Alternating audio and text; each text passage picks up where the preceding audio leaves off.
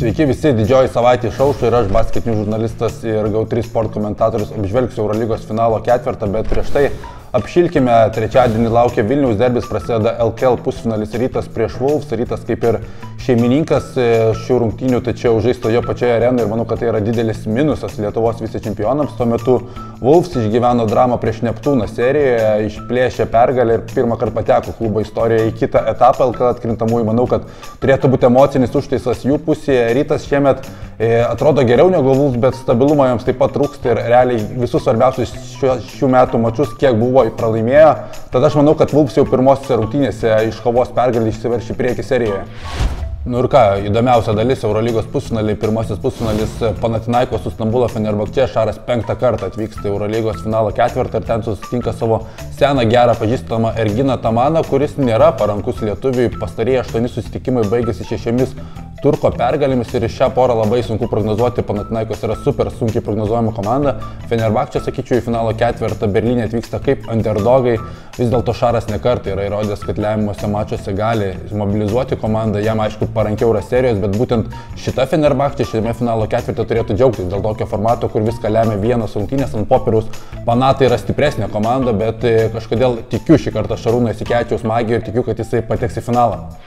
Kitoje pusėje Eurolygos finalo pakartojimas Realas prieš Olympiakosą. Pernai Realas sensacingai laimėjo finalą su Sergio Julo lemiamu metimu Kaune, bet šiemet svarstyklės apsikeitė. Facundo Campazzo atvykimas į Madridą pakeitė jėgų pusiausvyrą. Olympiakosas kaip tik prarado 2 savo lyderius ir pusfinalėje jie yra aiškus favoritai. Realas apskritai yra geriausia komanda visoje Eurolygoje šį sezoną. Tuo metu Olympiakosas, jiems bus labai svarbu sustabdyti Realo puolimą, bet tai padaryti praktiškai šį sezoną yra neįmanoma, o konkuruoti su Realu taškais gali tik kelios komandos Europoje.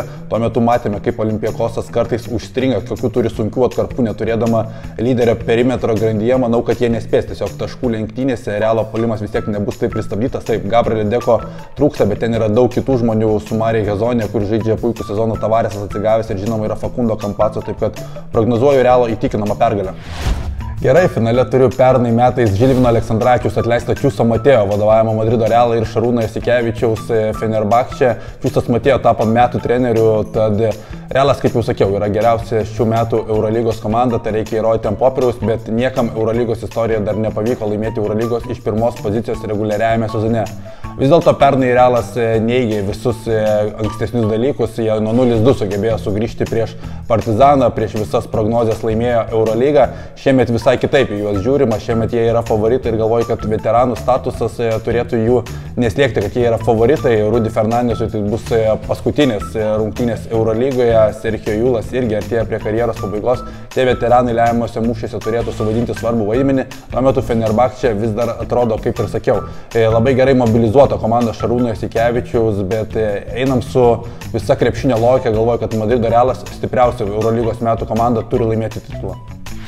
Nu ką, kaip pastebėjote, šiandien šiek tiek pakeistas laidos formatas, dar labiau bandau susisteminti visą informaciją jums, kad būtų patogiau. Taip kad toliau sekite mano kanalą, kas dar neprenumeravę, tai būtinai padarykite ir iki kitų kartų.